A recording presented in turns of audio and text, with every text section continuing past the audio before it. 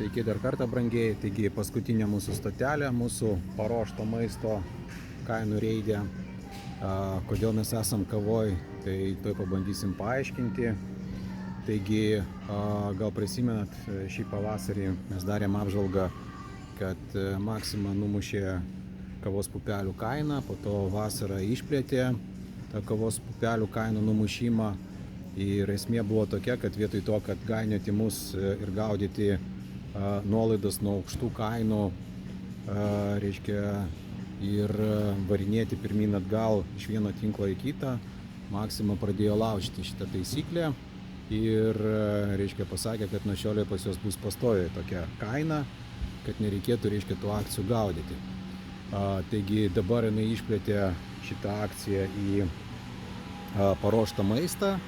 Ir mes ryšim su to pasižiūrėsim, kokios gi kainos yra palyginus su prekybos tinklais. Tai mes jau dabar aplankėm pačią Maximą, užfiksavom kainas, aplankėme iki Rimi, tai pasitvirtino tą prielaidą, kad, reiškia, visgi dažnu atveju tai yra pakelta kaina, kurios skelbiama didelė nuolaida, reiškia, ir dabar esame Norfoje. Čia turbūt mes turėtume pasakyti, kad visgi kova yra tarp, reiškia, tinklų su užkeltom kainom, tai čia priskirtume iki Rimi, ir, reiškia, tinklų, kurie turi jau dabar normalizuotą kainą, tai čia galėtume laikyti turbūt tą pačią Maximą ir Norfą. Taigi Norfas savo, reiškia, kavos skyriuje turi gerokai mažesnį asortimentą, bet laiko, sakykime taip, tas normalizuotas kainas, ne užkeltas, ten po 12, po 11 eurų. Bet, pavyzdžiui, 649 Pauligas, čia paskelbta akcija, bet, nėra tos nubrauktos didžiulės kainos, 689 už Jakobsą.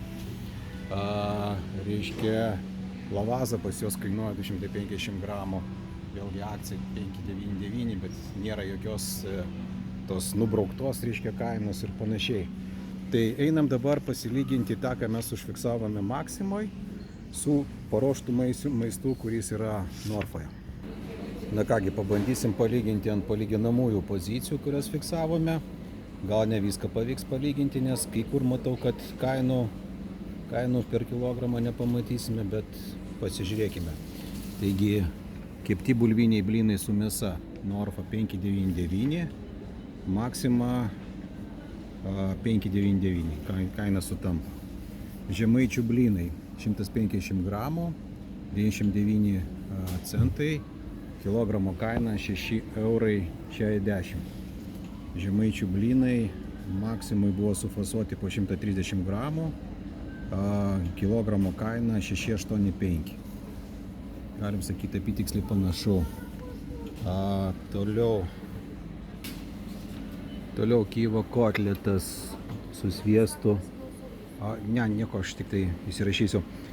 145 gramai, vieno vieneto, turbūt iškia 145,79 €. Ir lygtai ten matosi, kad kaina kilogramų yra 12, ar tai 3,4, ar tai 8,4. Maksimum mes tokio gaminio nefiksavome, mes fiksavome tenais Kyjivo kotletą su bulvių koše. Kilogramo kaina buvo 12 eurų. Ir dabar keptas karbonadas 130 gramų, euras 49, kilogramo kaina 11 kažkiek tai nesimato. Karbonada su pikantišku padažu, sufasuota po 160 gramų, Maximui fiksavome po 9,94. Daugiau kažkaip sutampančių pozicijų iš paruošto maisto pagrindinių patiekalų nelabai randam. Tai einam tada pasižiūrėti salotos. Taigi lietuviška mišrainė 1 kilogramas 3,99. Maximui mes fiksavome naminę ir lietuvišką salotos 3,97 už kilogramą. Jos buvo sufasuotos po 300 gramų. Toliau ryžių krabų skonio salotos 4,65 už kilogramą. Maximui buvo 4,63, sufasuotos po 300 gramų, 4,63 kilogramas. Tai panašios kainos. Norfa saldumynų saldumynų konditerijos skyrius yra šiek tiek savotiškas.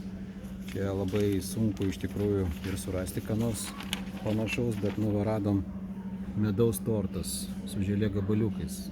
Ne visai čia tas pats. Kilogramo kaina 9,49. Maksimoj medaus tortas kainuoja 9,99.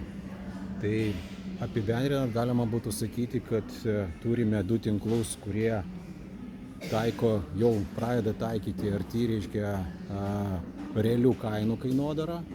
Tai yra Maxima ir Norfa. Ir turime tinklus, kurie vis dar gyvena pseudo realybėje, kur užkeltos kainos ir nuolaidos yra visako, reiškia, gelbėtojas.